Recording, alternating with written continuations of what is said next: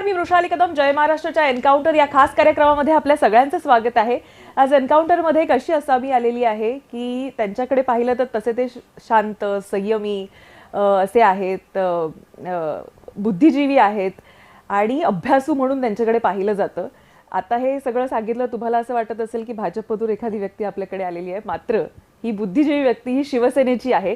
शिवसेनेचे सरचिटणीस आणि तसे फायरब्रँड नेते म्हणून यांच्याकडे पाहिलं जातं असे राहुल शेवाळे जे आज आपल्यासोबत आलेले आहेत, माजी खासदार राहिलेले आहेत राहुल शेवाळे. आणि आता खास करून मुंबईची एक जबाबदारी त्यांच्यावर देण्यात आलेली आहे.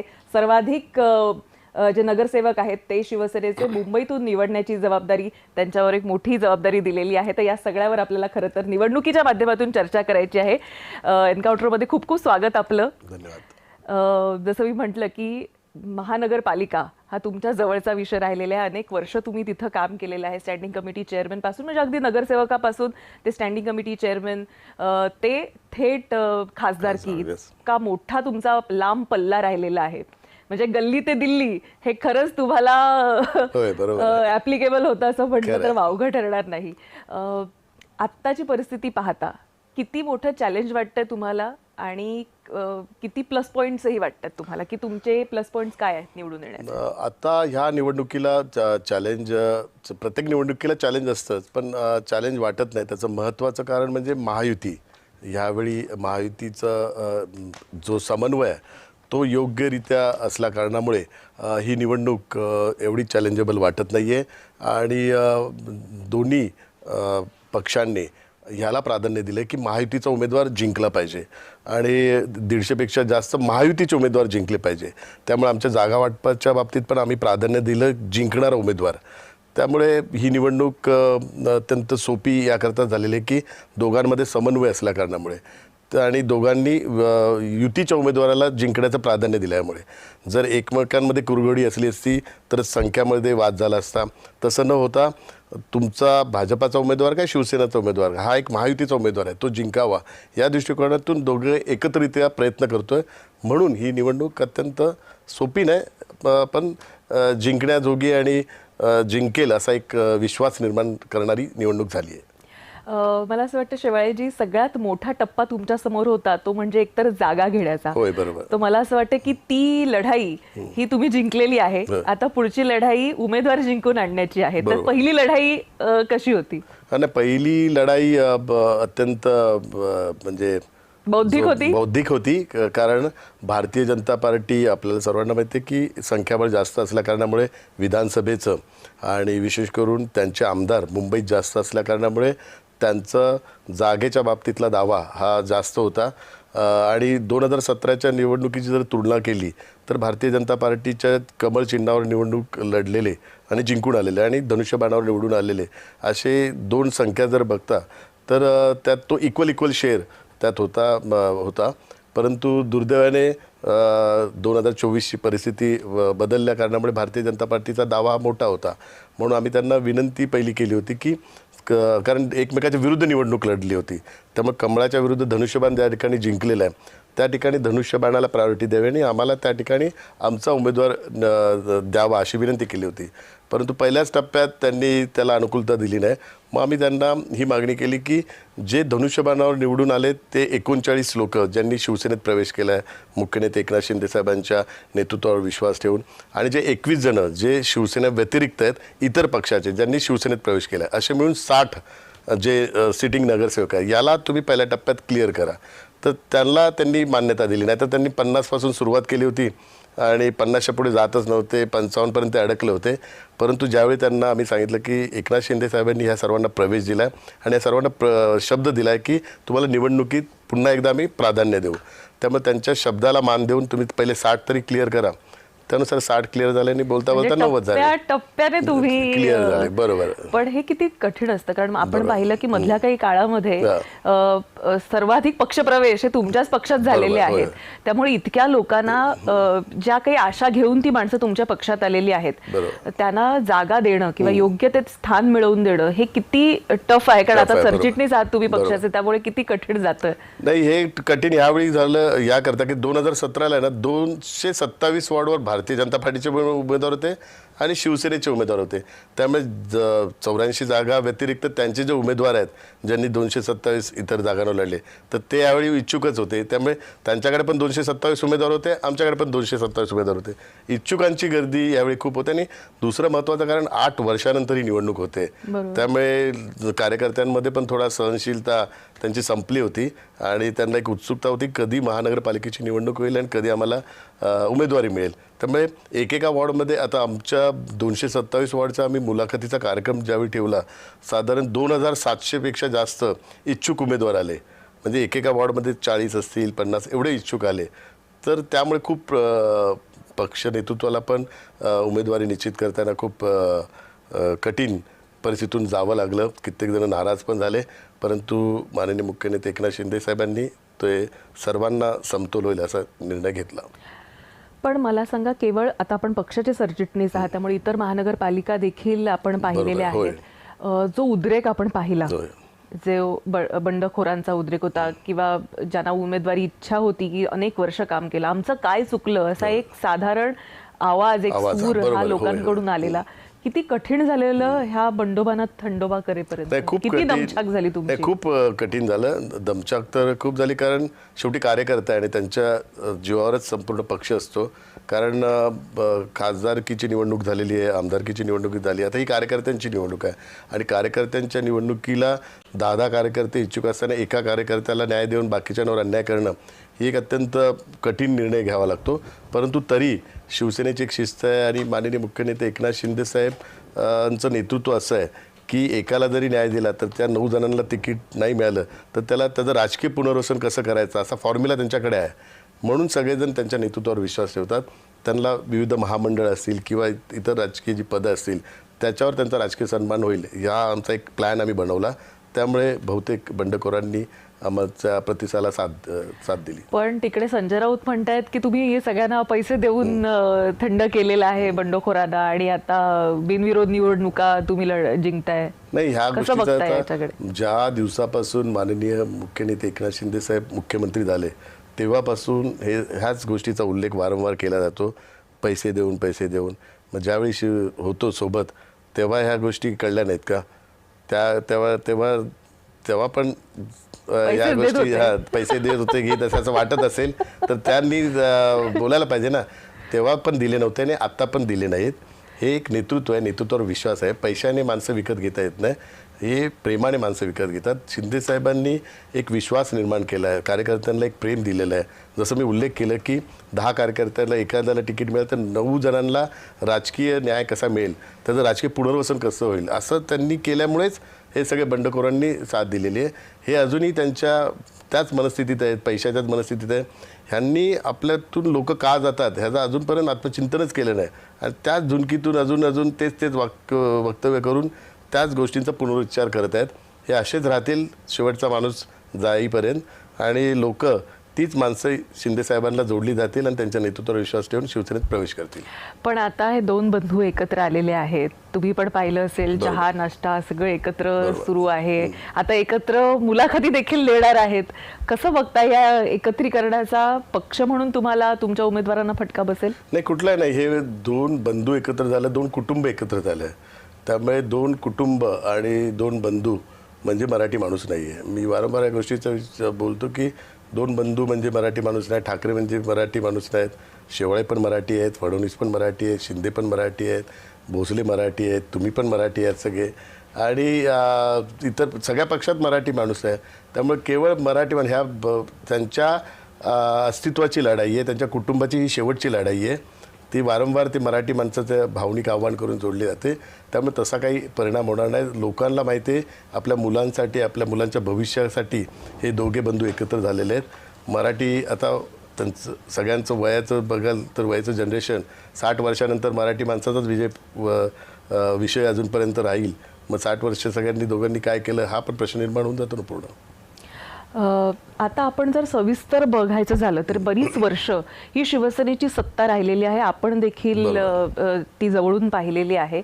असं असताना कायम भाजप हा तुमच्या सोबतच होता. बरोबर. स्टँड अलोन भाजप शिवाय शिवसेना तुम्हाला वाटतं की महापौर देऊ शकत होती किंवा त्या पोझिशनमध्ये होती? नाही, भाजपाशिवाय मुंबईचा महापौर यापूर्वी झाला नाही आणि आता होणार नाही. कारण मी तुम्हाला एक संख्याबळ सांगतो. 2002ची ज्यावेळी निवडणूक झाली त्यावेळी शिवसेनेचं संख्याबळ होतं 97 आणि भारतीय जनता पार्टीचं संख्याबळ होतं 35 आणि महापौर बनवण्याकरता 114 नगरसेवक लागतात. त्यामुळे भाजपाशिवाय त्यावेळी महापौर बसू शकला नसता. भाजपाच्या सपोर्टमुळेच 2002ला महापौर झाला. 2007ला शिवसेना होती 84, भारतीय जनता पार्टी होती 28. भारतीय जनता पार्टीच्या सपोर्टनेच महापौर झाला. त्याच्यानंतर जी निवडणूक झाली त्याच्यानंतर 2012ला शिवसेना होती 75, भारतीय जनता पार्टी 31, म्हणजे भारतीय जनता पार्टीमुळेच महापौर झाला. 2017ला शिवसेना 84 होती आणि भारतीय जनता पार्टी त्यावेळी 82 होती. आणि आपल्या सर्वांना माहिती भारतीय जनता पार्टीने सपोर्ट केल्यामुळेच, कारण त्यावेळी भारतीय जनता पार्टीचे 114 नगरसेवक होत होते. परंतु तरी त्यांनी शिवसेनेचा मान राखून त्यांनी शिवसेनेचा महापौर बनवला. त्यामुळे ज्यावेळी शिवसेनेचा महापौर झाला त्यावेळी भारतीय जनता पार्टीची भूमिका ही अत्यंत महत्त्वाची होती. त्यांच्या सपोर्टशिवाय शिवसेनेचा महापौर कधीच झाला नसता, कारण तेवढं संख्याबळ शिवसेनेकडे कधीच नव्हतं. पण जर मराठी माणूस हा शिवसेनेचा आहे, म्हणजे जसं उद्धव ठाकरे किंवा ठाकरे बंधू क्लेम करतात की मराठी माणूस आणि मराठी माणसासाठी म्हणून आम्ही झटतोय किंवा मराठी माणसासाठी म्हणून आम्ही एकत्रित आलेलो आहोत, या मराठी माणसासाठी म्हणून जे झटत होते त्यांच्यासाठी मराठी माणसानं तेव्हा पूर्णतः वोटिंग का नाही केलं? का नाही त्यांचं स्टँड अलोन ते करू शकले? मराठी माणसं ते जो प्रचार करतायत, खरं तर प्रचार नाही अपप्रचार करताय. मराठी माणूस त्यांच्या पाठीशी नाही आहे याचं जिवंत उदाहरण नगरपालिका आणि नगर परिषदेच्या निवडणुकीत आपल्याला दिसतं आहे. मुंबई व्यतिरिक्त म्हणजे शहरी भाग व्यतिरिक्त ग्रामीण भागाच्या निवडणुका झाल्या, त्या सर्व ठिकाणी आपल्या सर्वांना माहिती आहे की शिवसेनेला जास्तीत जास्त मतदान झालं. उबाटाला तर मतदान पण झालं नाही आहे आणि शिवसेनेचे जास्त नगरसेवक निवडून आलेले आहेत. विधानसभेच्या वेळी पण शिवसेनेला 43.7% वोटिंग झालं आहे, जे उबाटापेक्षा. उबाटाचं वोटिंग 39% होते आणि शिवसेनेचे जे 6 आमदार निवडून आले ते मराठी जास्त एरिया त्या ठिकाणी निवडून आले. उबाटाचे जे आमदार निवडून आले त्यातले 5 आमदार हे मुस्लिम बाहुबल्य जे एरिया आहे त्या ठिकाणी निवडून आलेले आहेत. त्यामुळे मराठी जनतेने ह्यापूर्वीच धनुष्यबाण आणि शिवसेना आणि एकनाथ शिंदे साहेब हे यांनी विधानसभेत पण दाखवलं आहे, लोकसभेच्या निवडणुकीत पण दाखवलं आणि नगरपालिकेच्या निवडणुकीत दाखवलेलं आहे. त्यामुळे तो विषय आता त्यांच्या हातातच नाही आहे. त्यांनी आता तो कुटुंबापुरतच फक्त विचार करावा. पण त्यांचेच अनिल परब हे आपल्याच एन्काउंटर या कार्यक्रमामध्ये आलेले, इथंच बसलेले आणि ते म्हणाले की आमचा हरून खान हा शिवसैनिक आहे, केलं आम्ही त्याला महापौर तर काय बिघडलं? त्याचं उत्तर जनता देईल त्यांना मुंबई महानगरपालिकेच्या निवडणुकीमध्ये. शेवटी बघा, मुंबईचा महापौर हा मराठीच राहणार आहे आणि आमचा निवडणुकीत हाच हे असणार. मुंबईचा रंग बदलणार नाही आम्ही. मुंबईचा रंग जो आहे शिवसेना प्रमुखांनी दिलेला तोच रंग राहणार आणि त्याच रंगाचा झेंडा आणि भगवा हाच मुंबई महानगरपालिकेवर फडकणार. बरं, आता लगे आता सांगून टाका की महापौर कोणाचा बसणार, तुमचा बसणार की भाजपचा बसणार? नाही, महापौर आता मी सांगितलं तुम्हाला, ही 2002 पासून जी परंपरा चालू आहे. भारतीय जनता पार्टीने सपोर्ट देऊन, म्हणजे शिवसेनेकडे संख्याबळ नसताना सुद्धा भारतीय जनता पार्टीने शिवसेनेच्याच महापौरला सपोर्ट केलेला आहे. 2002, 2007, 2012 आणि 2017. आता वंदनीय हिंदू हृदय सम्राट शिवसेना प्रमुख बाळासाहेब ठाकरे यांचं जन्मशताब्दी वर्ष आहे. संख्याबळ आणि महापौर कोणाचा असावा याबद्दल चर्चा नाही, पण ह्या जी परंपरा आहे त्या परंपरेनुसार परंपरा पाळावी असा संकेत खरं तर संकेत नाही, ही परंपरा फक्त एवढी मी सांगतो. शेवटी निवडणूक आमच्या दृष्टिकोनातून महत्त्वाची आहे. आमच्या दृष्टिकोनातून कुठल्या पक्षाचा महापौर हा आता महत्त्वाचा नाही. आम्ही आता त्याला अग्रक्रम देतोय, तो महायुतीचा महापौर व्हावा आणि महायुतीच्या 150 जागा ह्या जिंकाव्यात, ह्याला आता आम्ही प्रायोरिटी देतोय. त्यामुळे ह्या गोष्टीत अडकून न पडता महायुतीवरच लक्ष केंद्रित करतो, तिथून लक्ष विचलित करत नाही आम्ही. बरं, शेवाळे, खरं तर तुम्ही मध्य मुंबई हे तुमचं कार्यक्षेत्र राहिलेलं आहे. सायन, माटुंगा, धारावी इथं महायुतीची तयारी कशा पद्धतीनं चालू आणि किती चॅलेंजेस ह्या पॉकेट्समध्ये तुम्हाला वाटतात? तुम्हाला मी सांगतो, 2017ला जे शिवसेनेचे नगरसेवक निवडून आले त्यातले सर्वात जास्त नगरसेवक दक्षिण मध्य लोकसभा मतदारसंघातून निवडून आले. मग त्यावेळी भारतीय जनता पार्टी आणि अशी चर्चा करतात की महापौराचा जो मार्ग आहे तो दक्षिण मध्य लोकसभा मतदारसंघातूनच सुरुवात होते, कारण तिथल्या संख्याबळानुसार.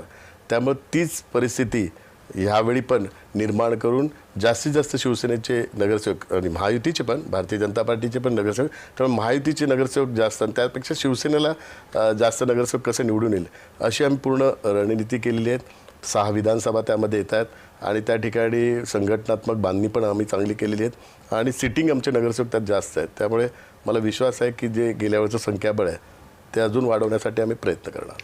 खरं तर मुंबई म्हटलं की मराठी माणूस किंवा उत्तर भारतीय असं पाहिलं जातं, पण मुंबई म्हणजे मिनी भारत आहे. बरोबर.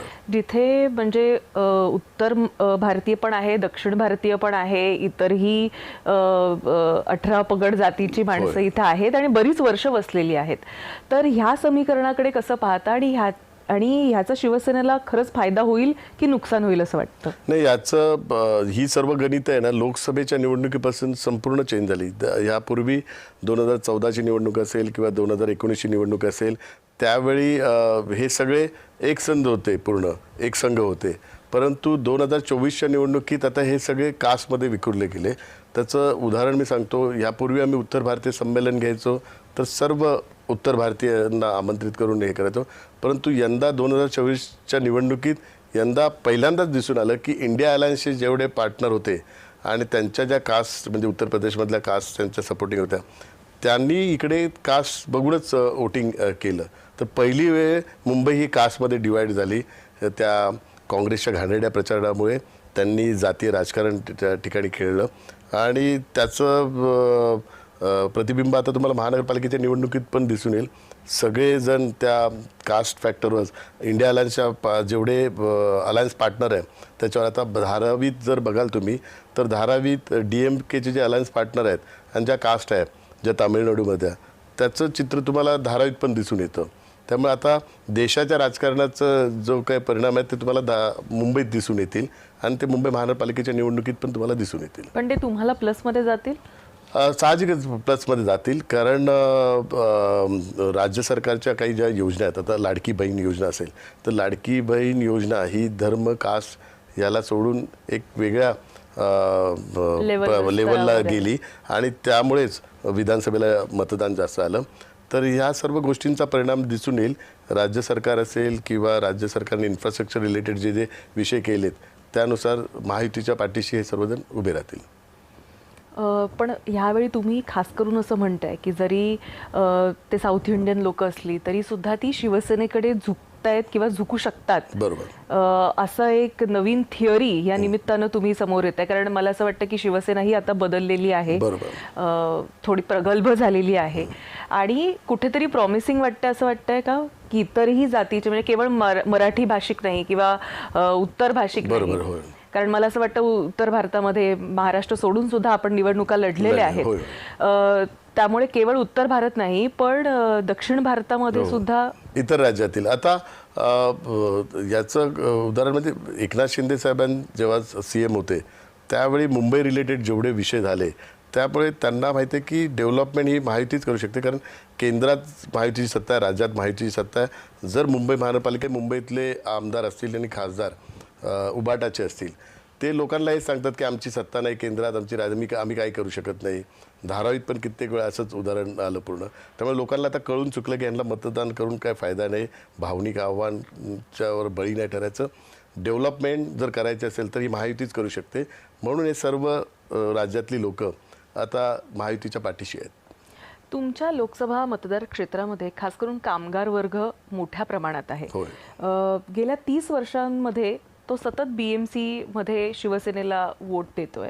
ह्या भागाचा खरंच विकास झाला असं वाटतं का तुम्हाला? आणि खास करून कामगारांचं स्टँडर्ड ऑफ लिव्हिंग हे वाढलंय का? आणि कामगारांचा रिडेव्हलपमेंटचा विषय आहे तो खूप मार्गी लावलेला आहे, कारण गेले कित्येक वर्ष रिडेव्हलपमेंटच्या पॉलिसी झाल्या नव्हत्या.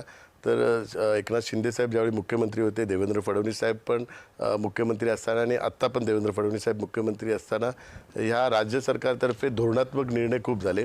BDD चाळ असेल, यानंतर आपला धारावी रिडेव्हलपमेंटचा प्रोजेक्ट असेल, रेफ्युजी कॉलनीचा रिडेव्हलपमेंटचा प्रोजेक्ट असेल, म्हाडाचे जेवढे लेआउट आहेत त्याचं आता क्लस्टर डेव्हलपमेंटचं चालू आहे. SRAचे 17 प्रोजेक्ट आपण क्लस्टरचे लॉन्च करतात. 50-50 एकरच्या एका प्लॉटमध्ये पूर्ण डेव्हलपमेंट करतो आहे. जेवढे 17 वर्ष रखडलेले विकासकाच्या माध्यमातून प्रोजेक्ट आहेत ते आता राज्य सरकारच्या माध्यमातून करण्याचा निर्णय घेतला. MMRD असेल, MIDC असेल, MSRDC असेल, ही प्राधिकरणं आता गुंतवणूक करणार आणि रिहॅब पोर्शन आहे, रिहॅबच्या बिल्डिंग पूर्ण करणार. त्यामुळे ज्या कामगार वस्ती ज्या आहेत जास्त करून ह्याच सगळ्या परिसरात आहेत, तर त्यांचा रिडेव्हलपमेंट हा अत्यंत खूप महत्त्वाचा विषय होता. तो आता मार्गी लागत आहे आणि येणाऱ्या 5 वर्षात 50 लाख घरं पूर्ण करण्याचा एक हाऊसिंग पॉलिसीच्या नुसार निर्णय झाला आहे. त्यानुसार या कामगारांची पण घरं आणि इतर जी घरं आहेत ती पूर्ण करण्याचा टार्गेट आहे. खरं तर आता मी ह्याला वैयक्तिक म्हणू शकत नाही, पण हा पक्षाचाच विषय आहे. आपली पत्नी कामिनी शेवाळे या देखील फार झुंजार नगरसेविका म्हणून प्रचलित आहेत.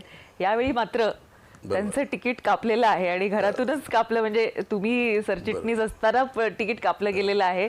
कसं पाहता येईल? नाही, 142 वॉर्डमध्ये ती तयारी करत होती आणि त्यावेळी मी सरचिटणीस नव्हतो आणि जशी माझी सरचिटणीस नियुक्ती झाली तशी मी तिला पण विनंती केली की आता मी सरचिटणीस झालेलो आहे, त्यामुळे आपण इतर पक्षातील कार्यकर्त्यांना न्याय द्यायला पाहिजे, शिवसैनिकांना न्याय द्यायला पाहिजे. आणि माझ्या भूमिकेला तिने अनुकूलता दर्शवली आणि तिने पण निर्णय घेतला की शिवसैनिकालाच उमेदवारी दिली पाहिजे आणि त्यानुसार आम्ही त्या ठिकाणी आपल्या सामान्य शिवसैनिकाला एक शिवसैनिकाची बहीण आहे ती पण कार्यकर्ता आहे, तिला त्या ठिकाणी उमेदवारी दिलेली आहे आणि ती आता सर्व संघटनात्मक काम करून त्या एका वॉर्डापुरतं नाही, त्या अणुशक्तीनगर आणि चेंबूरमधल्या सगळ्याच शिवसेनेचे जे उमेदवार आहेत त्यांच्याकरता प्रचाराचं काम करत आहे. पण हा खरं तर मोठेपणा मानला पाहिजे, कारण इतर ठिकाणी सुद्धा अनेक जे शिवसेनेचे नेते आहेत त्यांच्या घरातली तिकीटं देखील कापली गेलेली आहे. त्यांची नाराजगी इतकी समोर आमच्या आली तर तशी कामिनी शेवाळे यांच्या बाबतीतली नाही आली खरं पाहायचं झालं तर. पण त्यांची उमेदवारी जाहीर होणार किंवा या काळामध्ये अगदी साड्या जाळण्यापर्यंतचे व्हिडिओ आमच्यापर्यंत आले, म्हणजे नेमकं काय म्हणायचं ह्याला? नाही, याच्यात कसं बघाल तुम्ही, लोकसभेच्या साड्या वाटप झालेल्या का मुळात? नाही, साड्या वाटप झालेलेच नव्हत्या. लोकसभेच्या निवडणुकीपासून उभाटातर्फे माझ्या विरुद्ध नेहमीच मला टार्गेट करण्यात आलं, कारण मी 13 खासदारांना घेऊन त्यांचं नेतृत्व केलं. त्यामुळे त्यावेळी पण माझ्यावर आरोप करून चारित्र्य खराब करण्याचा पण खूप प्रयत्न करण्यात आला होता. तीच परंपरा आता तेच पदाधिकारी पुढे राहून ज्या ज्या ठिकाणी मी असेल किंवा माझा परिवार असेल तर वैयक्तिक द्वेषापोटी आता त्यांनी स्वतः साड्या विकत आणल्या, त्यांनी स्वतः जाळल्या. तिथल्या महिलांनी पण प्रसारमाध्यमांना या संदर्भातली माहिती दिली की त्यांनीच आणल्या, आम्हाला काय आमचा विषयच नाही तो. तर ते लोकांच्या समोर खरं आहे ते लोकांच्या समोर चित्र स्पष्ट झालं. परंतु दुर्दैवाची गोष्ट आहे, उबाटातर्फे दरवेळी असं वैयक्तिक आपण बघाल, जेव्हापासून आम्ही सगळेजण आमदार असतील, खासदार असेल, वैयक्तिक दोषारोप आणि घाणेरडे आरोप आणि गलिच्छ भाषा याचा उल्लेख वारंवार होतो आहे आणि तीच परंपरा राखून त्यांनी त्या वॉर्डमध्ये पण तसंच केलेलं आहे. पण असं नेहमी म्हटलं जातं की शिंदेही म्हणतात की UNR आर माय बेस्ट, जे यू अर्थात उदय सामंत आणि आर म्हणजे राहुल शेवाळे. तर राहुल शेवाळे आता अर्थात उदय सामंत हे उद्योगमंत्री आहेत, ते महाराष्ट्रामध्ये बरेच उद्योग म्हणजे पूर्वापार त्यांचे चालू आहेत, त्यांचं कौटुंबिकच उद्योग क्षेत्राशी नातं राहिलेलं आहे आणि त्यानंतर ते राजकारणात आलेले, त्यामुळे ते महाराष्ट्राच्या राजकारणात बऱ्यापैकी रुळलेले आहेत. मात्र आपण तसंही दिल्लीत जाऊन आलेले आहेत आणि आता राज्यसभेच्या देखील निवडणुका या होऊ घातलेल्या आहेत, त्यामुळे तुमच्याकडे फार प्रॉमिसिंग फेस म्हणून पाहिलं जातंय. आता हा संपूर्ण निर्णय माननीय मुख्य नेते एकनाथ शिंदे साहेबांचं, या विषयावर बोलणं उचित ठरणार नाही. पण नक्कीच संख्याबळ पाहता असं वाटतंय की ह्यावेळी नक्की तुमची पुन्हा एकदा वर्णी लागेल आणि जे कार्य एखाद वर्षापूर्वी राहून गेलेलं आहे ते माझ्या हितचिंतक आहात, त्याबद्दल धन्यवाद. जसं मी सुरुवातीलाच म्हटलेलं की फार बुद्धिजीवी आहेत ते, त्यामुळे फार पॉलिटिकली करेक्ट आन्सर तुम्ही देता. पण असं खूप म्हटलं जाते की यावेळी तुमची राज्यसभेवर वर्णी लावली जाईल. खरं तर सांगायचं झालं तर मुंबईमध्ये शिवसेनेला इतक्या जागा मिळवून देणं हेच एक फार मोठं टास्क होतं, कारण कायम हे म्हटलं जात होतं की ठाणं शिवसेनेचं आणि मुंबई ही भाजपची, त्यामुळे भाजपच्या कोट्यातून 90 जागा आणणं आणि त्यांना ते पटवून देणं आणि शेवटी संघटनात्मक आहे, जबाबदारी आहे आणि पक्षाचा सरचिटणीस असल्या कारणामुळे तर मोठी जबाबदारी होती. त्यामुळे ती जबाबदारी, पक्षाची जबाबदारी निभावलेली नाही. बरोबर. लोक तर पुढे असं म्हणतात की लवकरच कॅबिनेट रिशफलिंग देखील आहे, त्यामुळे धन्यवाद. बरं, आता आपण पाहिलं जरा महायुतीकडे वळूया. होय. शिंदे आणि फडणवीस यांच्यामध्ये कायम मतभेद असलेल्या चर्चा आम्ही पाहिलेल्या आहेत. खरंच इतके आहेत का त्या मतभेद? प्रसार माध्यमांमध्ये पण व्यक्तिगतरित्या कुठल्याही त्यांच्यात हे नाही आहे. दोघांमध्ये चांगला समन्वय आहे. त्याचंच उदाहरण हे 90 सीट मिळाल्यात. खऱ्या अर्थाने दोघांच्या समन्वयामुळे आम्ही खालच्या पातळीवर चर्चा करत होतो, परंतु निर्णय दोघांनी घेतला. आणि विशेष करून मी माननीय मुख्यमंत्री साहेबांचं खूप आभार मानेल. त्यांनी खूप पॉझिटिव्हली सगळ्या चर्चेमध्ये आम्हाला रिस्पॉन्स दिला आणि आम्ही ज्या ज्या गोष्टींची विनंती केली त्याला अनुकूलता दर्शवली. दुसरी मी गोष्ट सांगतो की जी मी स्वतः बघितली, अख्ख्या महाराष्ट्रात महायुती व्हावी ही माननीय मुख्यमंत्री साहेब आणि माननीय मुख्य नेते एकनाथ शिंदे साहेबांची दोघांची इच्छा होती आणि दोघेही मॉनिटरिंग करत होते. आणि मुख्यमंत्री साहेबांचं तर एवढे आभार मानायला पाहिजे की ते प्रत्येक पदाधिकाऱ्याला सांगत होते कुठल्या परिस्थितीत महायुती झाली पाहिजे. आधी काही ठिकाणी 15 जागेचा तिढा होत असेल आणि 2 जागा जास्त मागत असेल शिवसेना किंवा, तर ते त्यावेळी त्यांच्या पदाधिकाऱ्यांना सांगायचे की 2 जागा जास्त द्या पण महायुती करा कुठल्याही परिस्थितीत. परंतु दुर्दैवाने काही ठिकाणी झालं नाही, कारण त्याला तिथलं खालच्या त्या पदाधिकाऱ्यांचं राजकारण असेल. परंतु सिनियर लेवलला वरिष्ठ पातळीवर महायुती व्हावी याचं अतोनात सगळ्यांनी प्रयत्न केले, दोघांनी, म्हणजे शिंदेसाहेब असतील आणि मुख्यमंत्री देवेंद्र फडणवीस साहेब असतील. यंदाच्या निवडणुकीमध्ये बोलायचं झालं तर महायुती अनेक ठिकाणी झाली आहे, काही ठिकाणी झालेली नाही आहे. पुण्यामध्ये अजित पवार त्यांच्या काकांसोबत गेलेले आहेत. त्यातून जनतेने आता काय समजावं असं वाटतं तुम्हाला? जनतेने हा म्हणजे विषय हा पुण्याचा आहे खऱ्या अर्थाने. पण तुम्ही राज्याचे सरचिटणीस आहात, राज्याचे सरचिटणीस आहे. परंतु राष्ट्रवादी काँग्रेस हा महायुतीचा एक घटक पक्ष आहे आणि त्या पक्षाचे प्रमुख अजितदादा पवार आहेत. तर त्यांच्या विषयासंदर्भात बोलणं हे मला उचित ठरणार नाही. हरकत नाही, पण मी तुम्हाला सरचिटणीस असल्यामुळे इतरही जिल्ह्यांचे प्रश्न नक्कीच विचारणार आहे. तुमची प्रतिमाही शक्यतो म्हणजे शांत संयमी अशी आहे, पण आपण पाहिलं नाशिक असो, नागपूर, सोलापूर इथे राडे झालेले पाहायला मिळाले. तर नेता म्हणून हे राडे आवरताना किती कठीण किंवा कसं? खूप कठीण. याच्यात उदय सामंत हे डेली ह्या ज्या ज्या ठिकाणी प्रॉब्लेम आहेत त्या ठिकाणी स्वतः व्यक्तिगतरित्या यायचे. पुण्याला तर ते कंटिन्यू जात होते. नाशिकच्या बाबतीत पण आमचे मंत्री दादा भुसे हे स्वतः लक्ष देत होते. परंतु काही कारणांमुळे त्या ठिकाणी परिस्थिती पॉझिटिव्ह निर्माण झाली नाही आणि त्यामुळे त्या ठिकाणी स्थानिक पातळीवर तसे निर्णय घेण्यात आले. आपण अनेक वर्ष स्टँडिंग कमिटीवर होतात.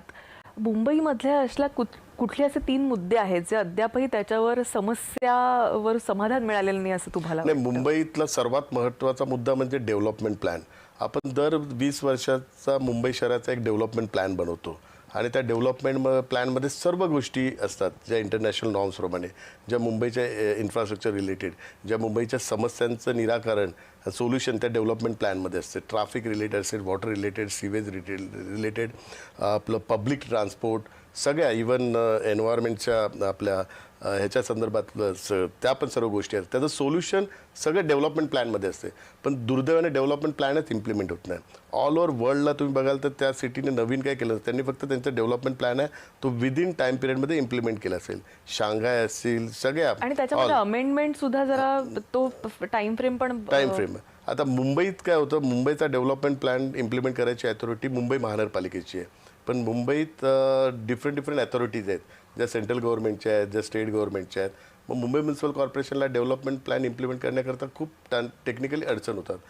लास्ट टाईमचा जो डेव्हलपमेंट प्लॅन आहे तो फक्त 9% इम्प्लिमेंट झाला आहे. बाकीचं जग 100% डेव्हलपमेंट प्लॅन इम्प्लिमेंट करतं. आणि आपण आता डेव्हलपमेंट प्लॅन 2034 जो झाला आहे तो आता आम्ही वॉर फुटिंगवर तो इम्प्लिमेंट करण्याचा निर्णय घेतला आहे. आज केंद्रात पण सत्ता महायुतीची आहे, राज्यात पण महायुतीची आहे आणि महापालिकेत पण महायुतीची सत्ता येणार आहे. या तिघांनी मिळून जर डेव्हलपमेंट प्लॅन इम्प्लिमेंटेशनचा प्रोग्राम व्यवस्थित हे केला तर डेव्हलपमेंट प्लॅन इम्प्लिमेंट होईल. एक उदाहरण म्हणून मी सांगतो तुम्हाला, कोस्टल रोडचं. कोस्टल रोड 1970ला डेव्हलपमेंट प्लॅनमध्ये होता आणि झाला आता 2024ला. अटल सेतू डेव्हलपमेंट प्लॅन 1970ला, हे 1960ला डेव्हलपमेंट प्लॅनमध्ये होते. आपले इंजिनियर काय कमी नव्हतं, आपल्या इंजिनियरने सगळं प्लॅनिंग व्यवस्थित केलं होतं. परंतु दुर्दैवाने राजकीय इच्छा नसल्या कारणामुळे आणि इतर जे काही कारणं आहेत त्याच्यामुळे हे सगळे प्रोजेक्ट डिले झालेत, जे आज 50-50, 60-60 वर्षाने होतात. म्हणून डेव्हलपमेंट प्लॅनला महत्त्व देणं खूप महत्त्वाचं आहे. त्यात सगळे सोल्युशन आहे. आत्ताचा डेव्हलपमेंट प्लॅन इम्प्लिमेंट नाही केला आणि 50 वर्षाने केला. मेट्रो 2070ला जगात आली पूर्ण, आणि आपल्याकडे पण मेट्रोचा GR आहे तो 1970ला आली संपूर्ण जगात, आणि आपला पण 1970 आणि 80चा आहे GR मेट्रोचा प्लॅनिंग 1970-80चं आहे. मेट्रो झाली आत्ता पूर्ण. तर हे सगळं म्हणून डेव्हलपमेंट प्लॅनला मी महत्त्व देतो आणि आम्ही पण त्याला आता महत्त्व देणार आहे. सेंट्रल, स्टेट आणि ह्यांचं कोऑर्डिनेशन करून डेव्हलपमेंट प्लॅन इम्प्लिमेंट करणार. दुसरा महत्त्वाचा जो प्रश्न आहे, माननीय एकनाथ शिंदे साहेबांनी मुख्यमंत्री असताना मुंबई खड्डेमुक्त करायची. तर मुंबई खड्डेमुक्त करताना कॉन्क्रिटायझेशनचा त्यांनी प्रोग्राम जाहीर केला. फर्स्ट स्टेजमध्ये आम्ही 500 किलोमीटरचे केले, तर दुसऱ्या फेजमध्ये 500 किलोमीटरचे करतो आहे. परंतु ते सोल्युशन नाही, कारण वारंवार ज्या 17 युटिलिटी आहेत मुंबईमध्ये त्या वारंवार अपग्रेडेशन करता खोदकाम करत असतात. त्यामुळे चांगला रस्ता परत खोदला जातो. त्याकरता आता आम्ही काय करतो, आता मुंबईकरांना त्यातून मुक्त होण्याकरता मुंबईचा अंडरग्राऊंड टनेल बनवणार आणि टनेलमध्ये सगळ्या युटिलिटी शिफ्ट करणार. ज्या पुऱ्या वर्ल्डमधल्या जेवढ्या मेट्रो सिटी आहे सगळ्याच्या अंडरग्राऊंड टनेल आहे. कुठेही तुम्हाला रोडच्या बाजूला युटिलिटी दिसतच नाही. त्यामुळे जमिनीच्या खाली टनेल असणार आणि त्या टनेलमध्ये तुम्ही चालू पण शकता, गाडी पण घेऊन जाऊ शकता, आणि जसं जसं अपग्रेडेशन होईल तसं त्याचं रिपेअर पण करू शकता. त्यामुळे कधीच आयुष्यात त्या रोडला वरती सरफेसला हातच लागणार नाही खोदकामाची. तर तो नवीन एक प्रोजेक्ट आम्ही पण यावेळी लॉन्च करणार आहेत. तर ह्या सर्व गोष्टींमुळे मुंबई एक इंटरनॅशनल सिटी बनेल. आपल्याच पाहिजे फिनटेक सिटीचं पण अनाऊन्समेंट यापूर्वीच माननीय प्रधानमंत्रीजींनी केलेलं आहे. आणि जो 5 ट्रिलियनचा जो टार्गेट आहे तो जर अचीव करायचा असेल तर 1.5 ट्रिलियनचं पोटेन्शियल मुंबई आणि MMR रिजनमध्येच आहे. त्यामुळे देशाला विकसित भारत करायचं असेल किंवा देशाला तिसरी महासत्ता करायची, आर्थिक महासत्ता, तर मुंबईचा रोल हा अत्यंत इम्पॉर्टंट असणार आहे. त्यामुळे मुंबईने जर 1.5 ट्रिलियन अचीव केलं तरच देश 5 ट्रिलियनपर्यंत जाऊ शकतो. तर ही सगळी जबाबदारी माननीय मुख्यमंत्री, उपमुख्यमंत्री घेऊन कुठल्याही परिस्थितीत मुंबईला एक इंटरनॅशनल सिटी बनवणार आहे. आपण बराच काळ हा पालिकेमधलं कामकाज पाहिलेलं आहे. आपल्याच या एन्काउंटर शोमध्ये भूषण गगराणी देखील आले होते काही दिवसांपूर्वी, आणि मी ते त्यांना हाच प्रश्न विचारलेला की इतक्या म्हणजे हा MMRDAचा रस्ता, हा अजून कुठल्या तरी डिपार्टमेंटचा, तर ह्याच्यामध्ये काम रखडलं जातं. तर त्यांचं असं म्हणणं होतं की ते त्या ज्या संस्था आहेत ते त्यांच्यामध्ये सुपिरियर आहेत त्यांच्या कामात, त्यामुळे आणि आमचा चांगला समन्वय आहे असं अगदी त्यांनी देखील पॉलिटिकल करेक्ट उत्तर दिलेलं होतं. त्यांना मर्यादा आहे बोलायला. पण आता एक निर्णय असा झालाय की सर्व रस्त्यांची जबाबदारी मुंबई महानगरपालिकाच घेणार, आणि कारण एक सेंट्रल सिस्टीम असेल. तर MMRDचे रस्ते पण मुंबई महानगरपालिकेला हँडओव्हर केले जातात. PWDचे पण हँडओव्हर केलेले आहेत. ईस्टर्न फ्री आपला हायवे आणि वेस्टर्न हायवे हे PWDकडे होते, नंतर MMRDकडे काही रोड आहेत. आता ते हँडओव्हर झालेत. आता मुंबई म्युनिसिपल कॉर्पोरेशनच करणार आणि एक युनिफॉर्म सगळे. यावेळेचा पावसाळा जर तुमची सत्ता आली तर खड्डेमुक्त असेल निश्चित स्वरूपात. आमचा त्यानुसारच सगळा प्रोग्राम आहे. हे जे फर्स्ट फेज आणि सेकंड फेजची कामं झाली तर मॅक्झिमम ज्या ठिकाणी पॉटहोल्स होतात तेच फर्स्ट फेज आणि सेकंड फेजमध्ये आम्ही घेतलेली आहेत. बरं, थोडंसं जरा पुन्हा भाऊबंदकीकडे वळते, कारण नुकतंच एक प्रेझेंटेशन झालेलं आहे 3ऱ्या पिढीचं ठाकरेंच्या. त्या प्रेझेंटेशन बद्दल बोलाल तर तो अर्धवट होमवर्क केलेलं वर्कशॉप होतं ते. कारण दोघे युवराजांनी जे प्रेझेंटेशन केलं ते एखाद्या कंपनीचा बोर्ड ऑफ डायरेक्टर कसे असतात तसं त्यांचं प्रेझेंटेशन होतं, आणि त्या कंपनीला म्युच्युअल फंड थ्रू फंड कसे मिळतील असं प्रेझेंटेशन होतं. पण म्युच्युअल फंडच्या बाबतीत आपण बघाल तर RBIचं एक खाली लाईन असते की जी काही इन्व्हेस्टमेंट कराल ते तुमच्या जोखमीवर करा आणि कागदपत्र तपासून करा. जर तुमची फसवणूक झाली तर RBIची काही जबाबदारी नाही. तसंच कालचं पण प्रेझेंटेशन होतं. मतदारांकरता आम्ही सांगतोय मतदारांना त्या प्रेझेंटेशनवर जाऊ नका, जे काही मतदान करा तुमच्या जोखमीवर करा, कागदपत्र आणि जे कायदे कानून तपासून करा, आणि तुमची फसवणूक झाली तर इलेक्शन कमिशन त्याला जबाबदार नाही. त्याचं कारण असं आहे की त्यांनी जे वर्कशॉपचं प्रेझेंटेशन दिलं ते मुंबई महानगरपालिकेच्या अधिनियमातच नाही. 1888चा मुंबई महानगरपालिकेचा कायदा आहे त्यांनी जे जे केलं ते राज्य सरकार आणि केंद्र सरकारचे अधिकार आहे आणि जर त्यांना ते करायचे असेल तर राज्यात त्यांना त्यांची सत्ता आणायला लागेल, केंद्रात त्यांची सत्ता आणावी लागेल. कारण आत्ता राज्यात त्यांचे 20 आमदार आहेत आणि केंद्रात फक्त 7-8 खासदार आहेत. एक उदाहरण म्हणून सांगतो, त्यांनी सांगितलं की 700 स्क्वेअर फीटच्या फ्लॅटला आम्ही मालमत्ता कर माफ करणार. तो महानगरपालिकेचा अधिकार महानगरपालिका UD डिपार्टमेंटकडे पाठवतो. UD डिपार्टमेंट तर कॅबिनेटकडे प्रस्ताव देतं, कॅबिनेट विधिमंडळात आणतं, विधिमंडळातून नंतर विधान परिषद विधानसभेतून विधान परिषद जातं, त्यानंतर त्याला मंजुरी मिळते. आता हे सर्व करण्याकरता त्यांची सत्ता पाहिजे, त्यांचा UDला मिनिस्टर पाहिजे. आता UDला मिनिस्टर कोण आहे? शिंदे साहेब आहेत. शिंदे साहेबांना बोलतात घटनाबाह्य, शिंदे साहेबांना बोलतात वोट चोरी करून आलेत, हे सरकार वोट चोरीचं सरकार आहे, मुख्यमंत्रीपद रद्द करा, हा मुख्यमंत्री पद रद्द करा, हे उपमुख्यमंत्री वैधानिक नाही आहे. आणि त्याच डिपार्टमेंटचं तुम्ही सांगतात की हे करणार ते करणार, जिथे तुमचं संख्याबळ पण नाही, म्हणजे लोकांची दिशाभूल करतात. असे सगळेच उदाहरण आम्ही सांगितलं. मेडिकल कॉलेज केंद्र सरकारचा अधिकार आहे. मुंबई महानगरपालिकेच्या अधिनियमात फक्त प्रायमरी हेल्थकेअर सिस्टीम महापालिका करू शकते. तर हे सगळे UD डिपार्टमेंट, हाऊसिंग डिपार्टमेंट आणि राज्य सरकारचे अधिकार आहेत. तर त्याचा अभ्यासच करून आले नाहीत. तर मी बालक पालक तो पिक्चर होता ना, तर तसे काल मला चित्र वाटलं. पालकांनी या दोघांचा, म्हणजे पालकांची खरी जबाबदारी आहे, या बालकांचा अभ्यास व्यवस्थित करून घेतला पाहिजे. तर दुर्दैवाने पालकांनी लक्ष नाही दिलं, त्यामुळे अर्धवट होमवर्क करून वर्कशॉप दिलं आणि ते उमेदवार बिचारे आले होते वेगळ्या अपेक्षेने. सगळ्या उमेदवारांना बोलवलेलं, त्यांना पाहिजे होता निवडणूक निधी जो खर्च होईल पक्षाकडून, ती अपेक्षा होती. त्यांना पाहिजे होतं निवडणुकीचं साहित्य, त्यांना पाहिजे होतं निवडणुकीकरता मार्गदर्शन. ते काही न देता त्यांना हे अर्धवट माहितीचं वर्कशॉप दिलं, त्यामुळे काल ते निराश होऊन गेले पूर्ण. बरं, ते निराश झालेले वाट विसरून इकडे तिकडे कुठे फिरतायत, तुमच्या संपर्कात आहेत, असं काही आहे का? आहे नाही, शेवटी येणार ते आमच्याकडेच येणार. त्यांना पण विकास हवा ना, डेव्हलपमेंट हवी आहे त्यांना. अनेक ठिकाणी त्यांना उमेदवारही मिळत नव्हते, ह्या गोष्टीकडे तुम्ही कसं पाहता? साहजिकच आहे, त्यांच्याकडे उमेदवार एक विशिष्ट समाजाचेच लोक त्यांच्याकडे उमेदवारी मागत होते. बाकीचा जो मूळ शिवसैनिक आहे तो आता त्यांच्यापासून दूर झालेला आहे. त्यामुळे उमेदवारी आज काँग्रेस वंचित पण त्यांनी अंडरस्टँडिंगने खरी निवडणूक लढत आहेत. ज्या ठिकाणी उबाटाचा उमेदवार आहे त्या ठिकाणी काँग्रेस किंवा मोस्टली वंचितला त्यांनी वरळीचं उदाहरण देतो, वरळीतल्या सगळ्या वॉर्डला त्यांनी वंचितला दिलेली आहे, काँग्रेसला एकही त्या ठिकाणी दिलं. ते मुद्दामून की उबाटाचा उमेदवार जिंकावा त्याच्या. त्यामुळे धर्माचं समीकरण आणि जातीचं समीकरण ह्याचा समतोल साधून त्यांनी हे जागा वाटप केलेले, ते अत्यंत दुर्दैवाचे. म्हणून मूळ शिवसैनिक आहे तो उमेदवारी करता त्यांच्याकडे गेलेलाच नाही आणि 16 का 17 ठिकाणी त्यांनी उमेदवार पण उभे नाही केलेत त्या ठिकाणी. पण इतक्या वर्षांमध्ये शिवसेना ज्यावेळी तुम्ही आता इतकी वर्ष आहात, असा कधी क्षण आला होता की उमेदवार मिळत नाहीये एखाद्या वॉर्ड? नाही, कधीच नाही आलं.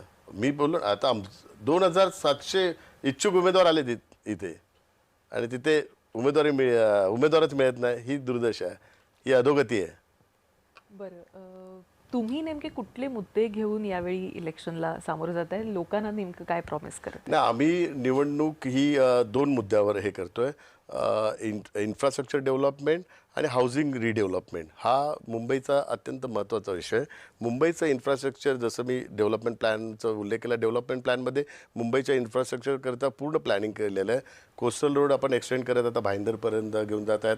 अटल सेतू आहे, अटल सेतूची कनेक्टिव्हिटी आपण वरळीपर्यंत घेऊन जात आहेत आणि जेवढे टनेलचे प्रोजेक्ट आहेत ते सगळे कंप्लीट करून देतो आहे. मुंबईचं 24/7 वॉटर सप्लाय करण्याकरता मुंबईत सगळं टनेलने वॉटर आपण सिस्टीम हे पूर्ण करतो आहे. 4-5 टनेल झालेत, आता अंतिम टप्प्यातले दुसरे टनेल पण पूर्ण होतील. सिवेज ट्रीटमेंट प्लॅन कंप्लीट होऊन जाईल, त्यामुळे जे समुद्राचं पाणी जे काळसर आहे ते चेंज होऊन निळं पाणी जे बाहेर आंतरराष्ट्रीय ठिकाणी आपण बघतो. महालक्ष्मी रेसकोर्सला 300 एकरचं आपण कोस्टल रोडचं आणि हे ग्राउंड मोठं सेंटर पार्क टाईप एक उद्यान मुंबईकरांसाठी देतो आहे आणि ती एक मोठी उपलब्धी असणार आहेत. मुंबईचं एन्व्हायरमेंट आणि प्रदूषण कमी करण्याकरता एक ॲक्शन प्लॅन पण आपण इम्प्लिमेंट करतो आहे. मेट्रोचं तर काम सगळ्या अंतिम टप्प्यात आहे, त्यामुळे पब्लिक ट्रान्सपोर्ट इम्प्रूव्ह करतो आहे. हाऊसिंग हा अत्यंत महत्त्वाचा विषय, ज्याचा उल्लेख केला मी. BDDचा धारावी रिडेव्हलपमेंट असेल, रिफ्युजी कॉलनी रिडेव्हलपमेंट असेल, म्हाडाच्या 388 वसाहतीचा पुनर्विकास असेल, पगडी सिस्टमचं जो घर आहे ज्या ठिकाणी मराठी माणसाने त्रस्त होता कित्येक दिवसापासून, त्याला आता हक्काचं घर मिळणार. त्याचा कायदाच केलेला आहे विधिमंडळाने आणि त्याला अप्रूव्ह. SRAचे प्रोजेक्ट जे आता उदाहरण सांगतो, SRAचा प्रोजेक्ट एक रमाबाई आंबेडकर नगरचा प्रोजेक्ट, त्याचा डेव्हलपर होता चंपालाल वर्धन. तो आता मी ओळखतो त्याला, मातोश्रीचा एकदम क्लोज आणि त्यावेळी उद्धव साहेबांचा पण एकदम जवळचा मित्र पूर्ण. त्याने 17 वर्ष त्या ठिकाणी रखडलेला प्रोजेक्ट. तिथे 17,000 घरं आहेत त्या ठिकाणी, पूर्ण मराठी कुटुंब आहेत 100% त्या ठिकाणी. तो प्रोजेक्ट आता गव्हर्नमेंटने हातात घेऊन MMRD थ्रू करतात. 160 कोटी 2 वर्षाचं भाडं त्यांना आता दिलेलं आहे आणि BG शिर्केला काम देऊन तिथे बिल्डिंगचं काम पण चालू झालेलं आहे. तर असे डेव्हलपमेंट मुंबईकरांना हक्काचं घर मिळवून देणार जो रखडलेले प्रोजेक्ट आहेत ते पूर्ण करून सगळे रिडेव्हलपमेंटचे प्रोजेक्ट कंप्लीट करून टाकणार. हा एक मोठी मिशन मोडने आम्ही काम करणार आहोत. वंदनीय हिंदू हृदय सम्राट शिवसेना प्रमुख बाळासाहेब ठाकरे यांचे जन्मशताब्दी वर्ष 23 जानेवारी चालू. तर शिवसेना प्रमुखांनी भूमिपुत्रांकरता शिवसेनेची निर्मिती केली, भूमिपुत्रांच्या नोकरीकरता, भूमिपुत्रांना आर्थिक सक्षम करण्याकरता.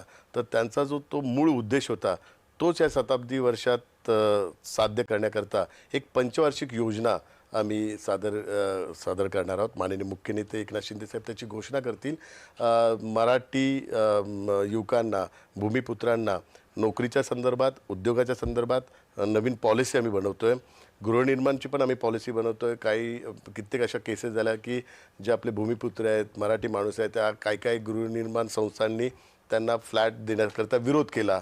तर नवीन DCRमध्ये त्याचे चेंजेस करून प्रत्येक मराठी माणसाला हक्काने घर मिळेल असं एक नवीन कायदा पण आपण बनवणार आहोत. आणि मराठी भाषा समृद्ध करण्याकरता ह्यापूर्वीच अभिजात भाषेचा दर्जा दिलेला आहे. मराठी भवन पण काम चालू केलेलं आहे. पण अजून इतर ज्या गोष्टी आहेत जे 3 जणांना आम्ही त्याकरता अपॉइंट करणार आहेत, ते 3 जण हा कृती आराखडा पूर्ण बनवणार आहेत. आणि याकरता एक स्वतंत्र विभाग किंवा एक अथॉरिटी बनवून एक स्वतंत्र बजेट पण याकरता आम्ही देणार आहोत पूर्ण. म्हणजे मला वाटतं हे फार रेव्होल्युशनरी आहे. होय, रेव्होल्युशनरी पहिल्यांदाच असं होतंय. आणि मराठी माणूस जो मुंबई बाहेर गेलेला आहे त्याला पुन्हा एकदा मुंबईत आणणार आणि मुंबईच्या मुख्य प्रवाहात त्यांना सामील करून घेणार. मुळात अफोर्डेबल हाऊसिंग नसल्यामुळे तो मुंबईच्या बाहेर फेकला गेलेला आहे. तर त्याच्यासाठी तुम्ही अफोर्डेबल हाऊसिंग मुंबई त्याच्याकरता ॲक्च्युली सॉल्ट पॅनच्या जागेवर ऑलरेडी अफोर्डेबल हाऊसिंगचं रिझर्वेशन पण टाकलेलं आहे आणि ती स्कीम पण लॉन्च केलेली आहे. राज्य सरकारने हाऊसिंग पॉलिसी जी डिक्लेअर केली आहे त्या सर्व हाऊसिंग पॉलिसीमध्ये ह्या सर्व घटकांचा विचार केलेला आहे. त्यात महिलांचा पण विचार केलेला आहे.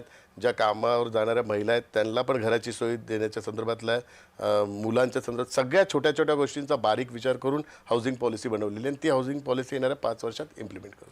बरं, महिलांचा विषय आलाय म्हणून नक्कीच एक छोटा प्रश्न विचारते. कालच्या प्रेझेंटेशनमध्ये देखील महिलांसाठी 1500ची तरतूद करण्यात आली होती. कसं पाहता या तरतुदीकडे? नाही, ती तरतूद त्या तरतुदीच्या बाबतीत बोलण्यासारखं हे आहे की यापूर्वीच राज्य सरकारने 10,000ची तरतूद त्यांना ज्या घरकाम करणाऱ्या महिला आहेत यांच्याकरता ऑलरेडी स्कीम डिक्लेअर केली आणि त्याचा लाभ कित्येक घरकाम महिलांना होत आहे.